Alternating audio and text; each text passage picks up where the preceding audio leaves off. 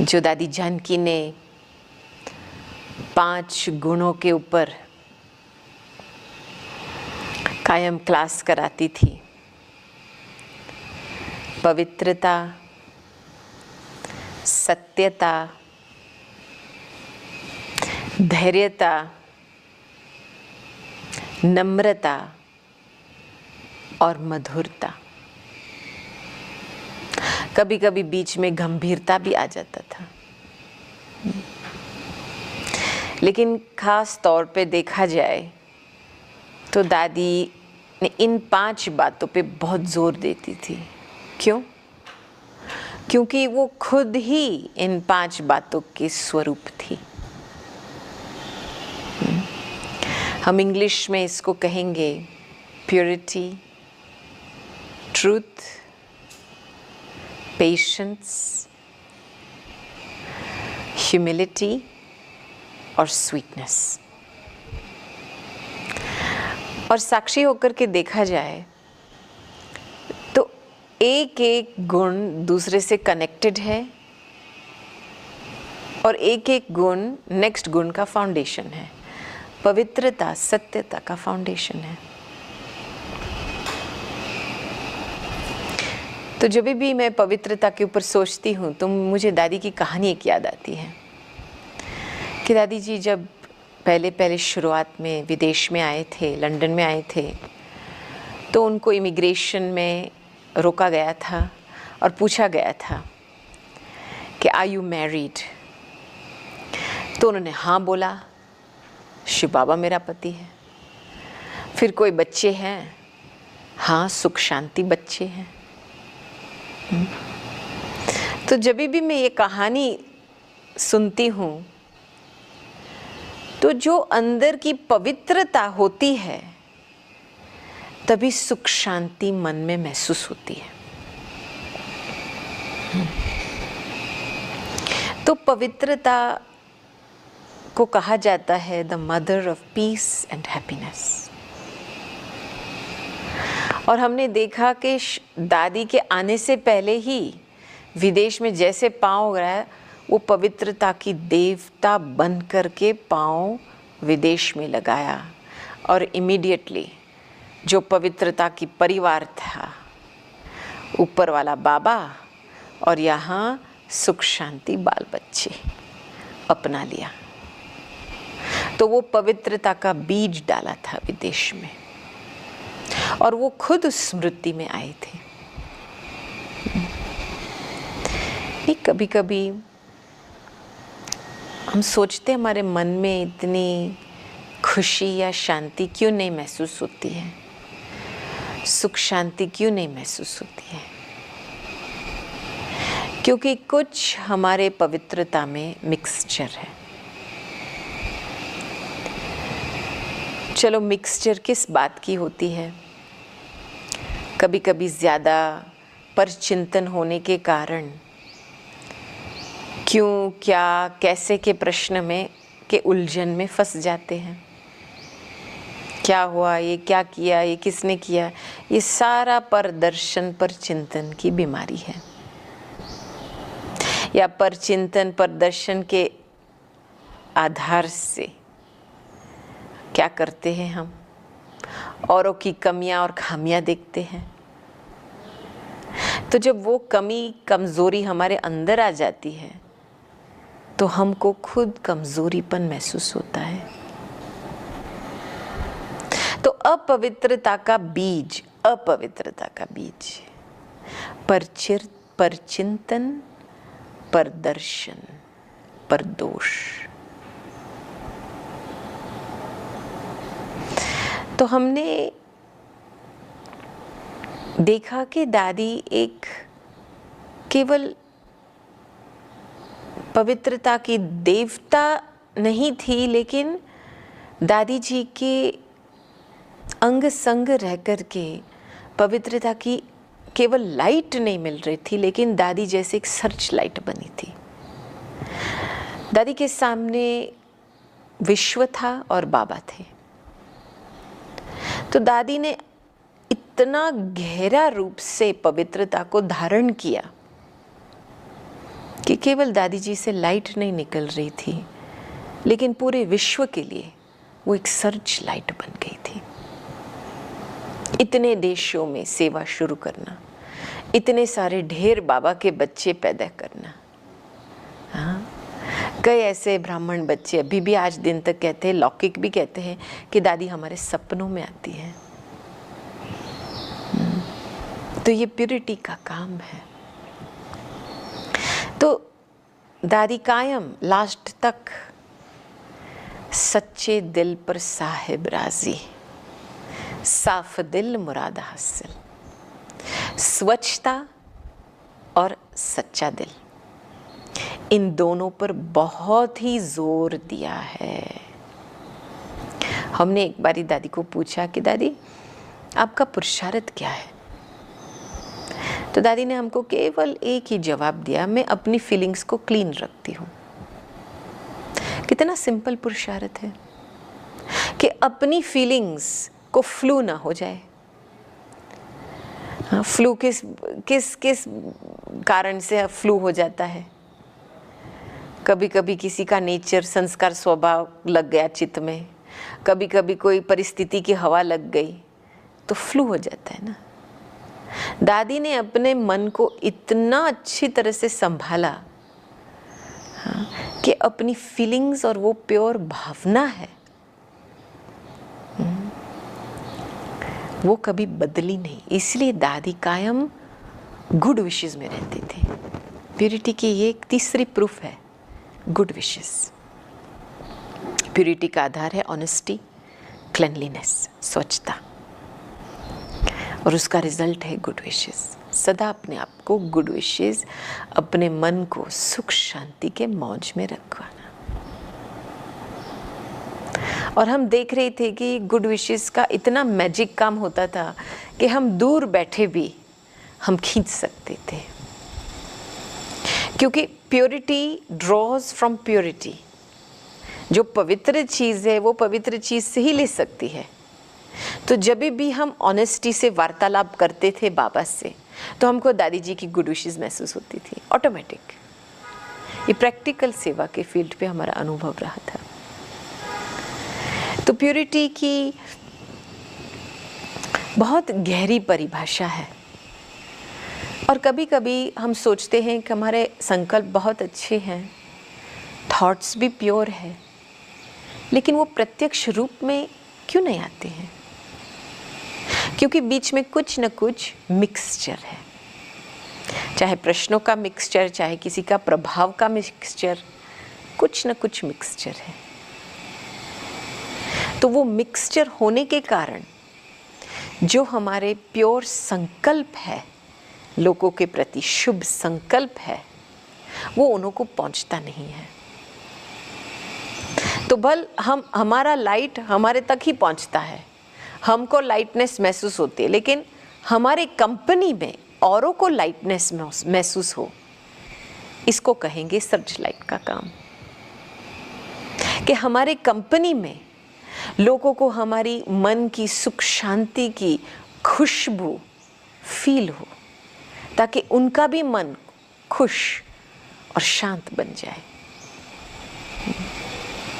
तो अभी खुद की प्यूरिटी की बहुत गहरी चेकिंग करनी है, और पहले पहले तो दिल साफ और सच्चा रखना है। हमने लाइफ भर दादी को देखा है, जैसे अंदर थी वैसे बाहर थी, कुछ मिक्सचर नहीं। ऐसे नहीं कि सामने कुछ बोले, पीछे जाके कुछ और बोले, या कुछ सोचे फिर सोच में बदलाव आवे, नहीं, कभी नहीं। तो प्यूरिटी में दृढ़ता भी है, हाँ, प्यूरिटी में बहुत सारी चीज़ें भरी हुई है, और प्यूरिटी सर्व गुणों की माँ है। आप देखेंगे छोटी एक बेबी होती है, जब पहले पहले उसको माँ बाप शब्द भी नहीं आता है, लेकिन कितनी प्यार से दृष्टि लेती है अपने मम्मी डैडी से, और छोटेपन में तो वो मम्मी डैडी को ही फॉलो करती है। बच्चा जहाँ पे वो होते हैं वहाँ ही जाती है। फिर जब वो बेबी बच्चा बन जाता है तभी इधर उधर चले जाता है, लेकिन बेबी के रूप में माँ बाप को फॉलो। तो पवित्रता की ये दूसरी निशानी कि हमारे और बाप के बीच में इतने प्योर फीलिंग्स कि हमारी बुद्धि बिल्कुल समर्पित, बस माँ बाप को फॉलो करना है। इसी कारण से हम क्लीन, साफ और सेफ रह सकते हैं। और फिर प्यूरिटी, पवित्रता है सत्यता का आधार, का फाउंडेशन है। तो जब भी हम सत्यता को देखते हैं, ये शब्द आजकल तो बहुत ही ऐसे लड़ाई झगड़े होते हैं सत्यता के नाम से। मैं सच बोल रहा हूँ ना, मैं सच जानता हूँ ना, ये झूठ है। तो जैसे सच और झूठ की दुविधा में जो सत्य है चीज वो भूल जाते हैं, अशांति पैदा होती है।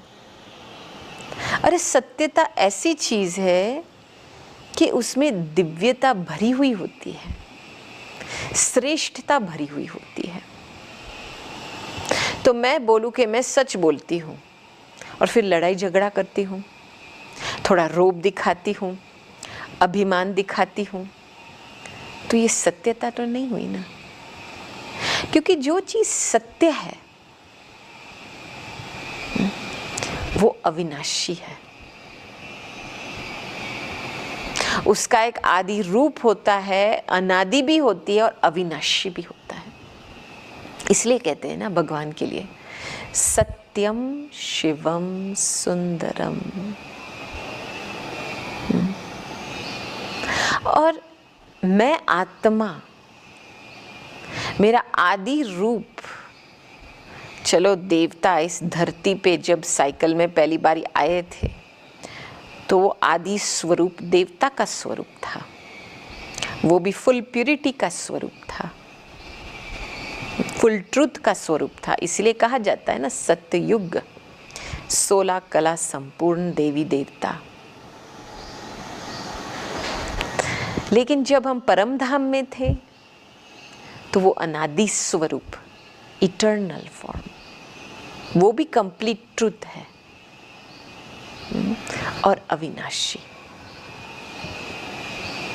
और हमने देखा कि जहां पे हमको ये 3 बातों की अनुभूति होती है कि मैं आत्मा, मेरी आदि स्वरूप क्या है, अनादि स्वरूप क्या है और मैं अविनाशी आत्मा हूं, जब इसकी महसूसता होती है ना तो हम निर्भय बन जाते हैं। और सिंधी में तो कहावत है ना, सत्य भी तो नच। जहां पे सत्यता होंगी अंदर से जैसे खुशी खुशी पैदा होंगी। बुरी बात भी आप परिवर्तन कर सकते, अच्छाई, बुराई को अच्छाई बना सकते हैं। तो सत्यता मीन्स वो एक्सपीरियंस में रहना, जो सत्य चीज है उसकी आदि क्वालिटी क्या है, उसकी अनादि स्वरूप क्या है, उसमें स्थित रहना। अभी आप थोड़े समय के लिए बाबा के जो भी टाइटल्स हैं, प्यार का सागर, क्षमा का सागर, ज्ञान का सागर, शांति का सागर, ये सत बाप के सत गुण है, उसके ऊपर थोड़े विचार करेंगे और उस स्थिति में, उस अनुभव में आप लीन हो जाएंगे तो आप भी खुद अपनी अंदर की आत्मा की क्वालिटीज, गुण को, वो गुणों की खुशबू निकल आएंगी। जितना हम बाबा का प्यार का अनुभव करते हैं उतनी आत्मा में वो जो दिव्य गुण है प्रेम का, प्यार का, वो निकल आता है। तो हमारा सत्य बनने का प्रोसेस क्या है? ऊपर से शुरू होता है, फिर यहां से, फिर यहां से। तो सच्चा दिल तो रखना है दोनों के साथ, बाप के साथ, प्रकृति के साथ। सत्यता माया जीत बना देती है, सत्यता प्रकृति जीत भी बना देती है। तो हर एक अपनी आत्मा की गुण की अनुभूति, हर एक बाबा के टाइटल की अनुभूति, ताकि हम जो बाप है, जैसा है, हम उसको सही रूप से पहचान सकें। तो सत्यता माना अनुभूति की गहराई में जाना, तभी आपको अविनाशी की फीलिंग आएंगी, क्योंकि अनुभव तो अविनाशी होता है। चलो कोई आ सकता है, आपका हाथ पांव तोड़ सकता है, लेकिन शांति को तो टूट नहीं सकती। शांति तो आपकी अनादि आदि प्रॉपर्टी है, अविनाशी प्रॉपर्टी है। आप जब चाहो आप शांत हो सकते हो, बाकी आप शांति को छोड़ते हैं। बात तो ये है, अनुभव कोई ले नहीं सकता है, उसको कोई छीन नहीं सकता है। कभी कभी कई लोग बोलते हैं I know what is true, मैं जानता हूं ना, मैं सत्य जानता हूं ना, क्या है सच। अरे देखो, एक होता है जानना, दूसरा होता है मानना, तीसरा होता है जीना। तो सत्य स्वरूप बनना है माना केवल जानने के लेवल पे नहीं छोड़ना है। वो फिर जैसे हुआ, समझ लो आपके घर में एक अच्छा पेंटिंग लगा हुआ है दीवार पे, और वो पेंटिंग है समुद्र के, जैसे बीच का, पूरा समुद्र का, सनसेट का, इतना अच्छा है। तो आप उसको देख देख कर हर्षित हो जाते हो, कितना अच्छा लगता है। ये है सत्य को जानना। लेकिन जब भी आप वो सीन में हो जाएंगे, आप वो बीच पे बैठेंगे, समुद्र को की हवा को आप महसूस करेंगे, कि सूर्य के किरणें की जैसे गरमाइश महसूस होंगी, बीच की फीलिंग आएंगी, तभी कहेंगे ना कि आप सच में वहां हो। बस पिक्चर देख लिया, मन को हर्षित कर लिया और बोला हाँ मैं सत्य जानता हूं, नहीं। सत्यता माना उस चीज की आदि रूप, अनादि रूप, अविनाशी रूप को महसूस करना, तभी कहेंगे हाँ मैं सत्य रूप से इसको जानता हूं, मानता हूं, और मैंने अनुभव भी किया है। तो भगवान का सत्य रूप महसूस किया, क्योंकि उस आईने में हमारी सत्यता प्रत्यक्ष होती है। तो हमने बहुत बारी दादी को देखा कि दादी ने खुद को प्रभाव मुक्त, झुकाव मुक्त, लगाव मुक्त रखा, क्योंकि इन तीनों चीज से हमारी सत्यता जैसे ढक जाती है, किसी के प्रभाव में आने से, किसी के झुकाव में आने से, या किसी के लगाव हो जाने से। तो सत्यता माना रियल क्या है, ऑथेंटिक क्या है। दादी जी का पूरा रूप बहुत, जैसे हम इंग्लिश में कहते हैं, ऑथेंटिक थी। वो कभी ऐसे चालू काम नहीं करती थी, बस क्या कहते हैं, काम चलाओ काम, कभी नहीं। उसी समय फुल अटेंशन दे करके जो उस समय बाबा की याद में टचिंग मिलती थी वो करती थी। कुछ एक्स्ट्रा नहीं, कुछ अपने मत से एक्स्ट्रा नहीं करती थी या कम नहीं करती थी, क्योंकि दादी सोचती नहीं थी, अपनी सोच का मिक्सचर नहीं डालती थी। समर्पित बुद्धि माना क्लीन बुद्धि, निरसंकल्प बुद्धि।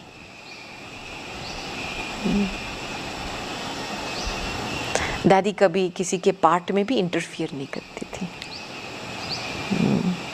देखती थी सभी का मूड ऐसा है वैसा, लेकिन बोलती नहीं थी। बस बाबा के साथ और वो याद की शक्ति से सब कुछ समा लेती थी। तो सत्य स्वरूप माना झूठ को समा लेना, सत्य को प्रत्यक्ष करना, दृष्टि वृत्ति द्वारा, वाइब्रेशन द्वारा। और फिर सत्यता ही, जब भी हम कुछ चीज की सत्यता देखते हैं, और देखो हर एक आत्मा की हर एक जो जीव आत्मा है इस दुनिया में, इसकी एक आदि क्वालिटी तो है ना, उसकी अनुभूति करना, माना जो चीज सत्य है वो ब्यूटीफुल है। इसीलिए सत्युग, हेवन को सत्युग कहा जाता है, कंप्लीट ब्यूटी। तो हमारी दृष्टि और वृत्ति में हमको ब्यूटी दिखाई देता है। फिर हम तीसरा गुण धैर्यता को प्रैक्टिस कर सकते हैं, पेशेंस। नहीं, जब भी कोई बीमार होता है, हॉस्पिटल में होता है, तो डॉक्टर भी, उसको भी पेशेंट कहा जाता है। डॉक्टर भी पेशेंट को पेशेंस देते हैं, धीरे धीरे आराम से हो जाएगा, हो जाएगा। दादी जी का कायम ऐसे हाथ चलता था।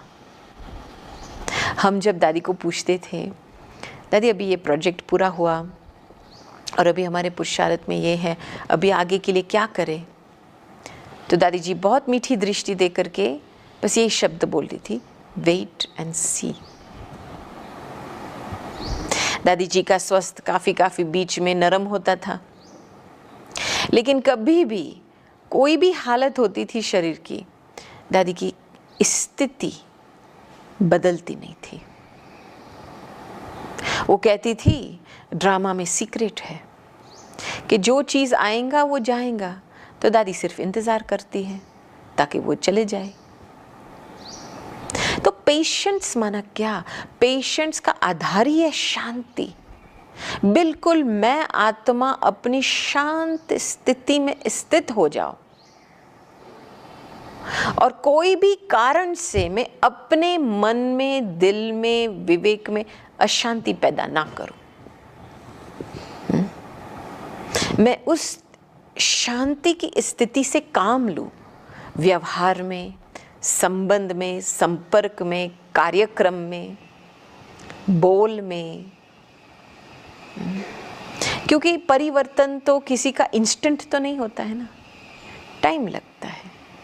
धैर्य बनते हैं माना हम अपनी शांति की स्थिति से काम लेते हैं और जो सत्य बात है उसके ऊपर फोकस करके चलते हैं, जो अच्छाई है उसके ऊपर फोकस करके चलते हैं। मैं आपको बताऊं, पूरी जिंदगी हमको धैर्य का पाठ सिखाने के लिए जिंदगी मिली है।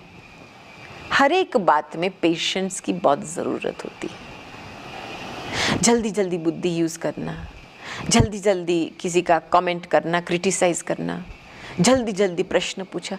अरे थोड़ी समय के लिए शांत होकर के ऑब्जर्व तो करो क्या हो रहा है। वो आप पे ही क्लियर हो जाएगा क्या हो रहा है। अपने दिमाग ज़्यादा चलाएंगे तो अपना जजमेंट पैदा होगा, अपना ओपिनियन पैदा होगा, उसका अभिमान पैदा होगा। अभिमान से फिर चिड़चिड़ापन पैदा होती है। तो धैर्यता माना शांति का गुण से काम लेना।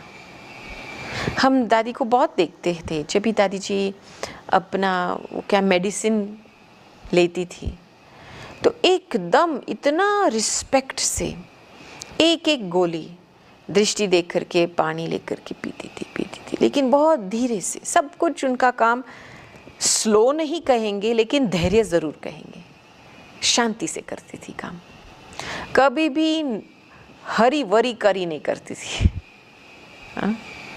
कभी कभी हरी में वरी हो जाता है, वरी में कड़वापन शुरू हो जाता है। ऐसा क्यों नहीं है, ऐसा क्यों नहीं है। लेकिन हमने दादी में देखा कि दादी ने खुद के लिए एक बहुत ही सुंदर पेस बनाया था। कभी कोई कारण से या किसी के एक्सपेक्टेशन से नहीं चली है, क्योंकि वो जो अशांति पैदा होता है, वो रश करने की फीलिंग पैदा होता है, किसी का थोड़ा सा प्रभाव आया इसलिए हम रश करते हैं ना, किसी के एक्सपेक्टेशन के अंदर आ गए ना, इसलिए हम रश करते हैं ना। तो पेशेंस, और कहते हैं कि the fruits of patience are sweet. और जब भी ये पेशेंस हमारी धारणा में आती है, धैर्यता हमारी धारणा में आती है, तब हम नम्रता का गुण भी प्रत्यक्ष करते हैं, क्योंकि हमारी शांति की गुण में हमारे बहुत सारे स्वमान भरे हुए हैं। साइलेंस कहते हैं इंग्लिश में, silence is the language of God. तो जब ये हम गहरा साइलेंस महसूस करते हैं हमारे बाबा के बीच में, वो साइलेंस में हम खुद अपने आप को देख सकते हैं, क्लियर रीति से देख सकते हैं। आखिर मैं कौन हूँ और मैं कैसी आत्मा हूँ। नम्र बनना माना अपने स्वमान में रहना, लेकिन उसका अभिमान नहीं होना। तो नम्रचित आत्मा, हमने दादी में देखा कि ये एक बहुत बड़ी हस्ती थे दादी जी।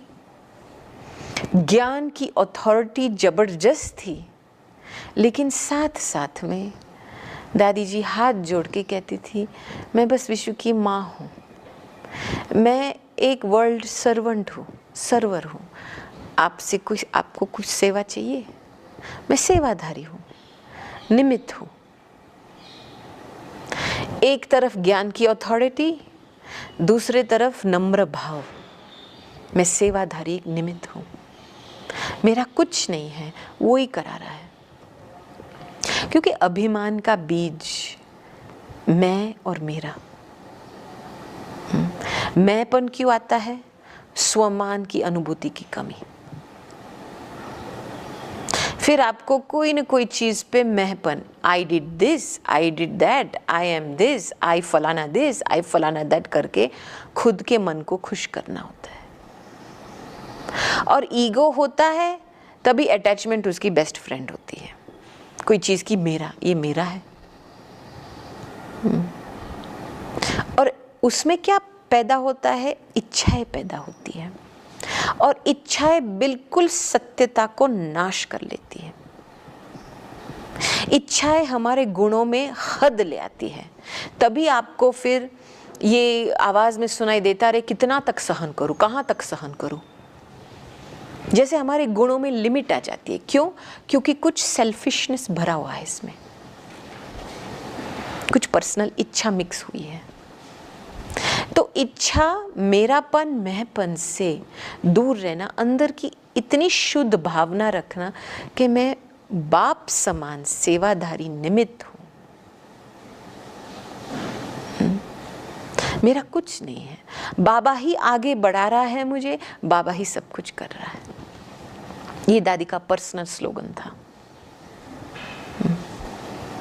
इसीलिए निर्माण के कार्य में इतना बड़ा विस्तार हुआ, माना सेवा का विस्तार हुआ विदेश में। नम्र भाव, मैं निमित्त हूं, उसमें से सीखने की भावना पैदा होती है। Humility makes you a life long learner. और फिर ह्यूमिलिटी मधुरता पैदा करती है। और जब भी हम मधुरता ये शब्द यूज करते हैं ना, तो मधुरता हमारे बोल में जब मधुरता आती है ना, माना ईगोलेस टोन ऑफ वॉइस, जो हमारा कहना का वो जो हमारा टोन होता है, आवाज का जो टोन होता है, वो मधुर हो। और मधुर तब हो सकता है जब हम अंदर से ईगोलेस, कभी कभी अपने विचारों का भी अभिमान होता है। हाँ, इतना अच्छा विचार किया, हम इंग्लिश में उसको कहेंगे सेल्फ राइचियस। हाँ, देखो कितना अच्छा संकल्प किया, हाँ ऐसा ही होना चाहिए ना। हाँ, चलो आप किसी के ऊपर फोर्स नहीं करते, लेकिन आप खुद अपने संकल्पों की फल खाते हो उस समय, इसको कहेंगे सेल्फ राइचियस।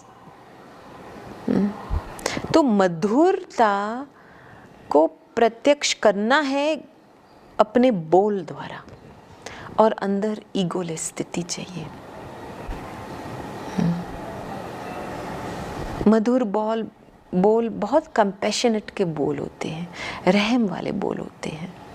कभी किसी को काटते नहीं हैं, लेकिन उसकी बातें को समझ करके उसको जैसे अपलिफ्ट करने की, उसका उद्धार करने की कोशिश करते हैं। वो बोल,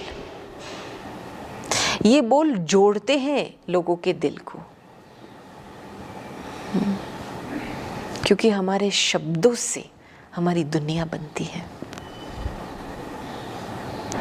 तो अभी आप अपने जीवन में देखो कि कहाँ तक हमारे जीवन में पवित्रता, सत्यता, धैर्यता, नम्रता और मधुरता ही है।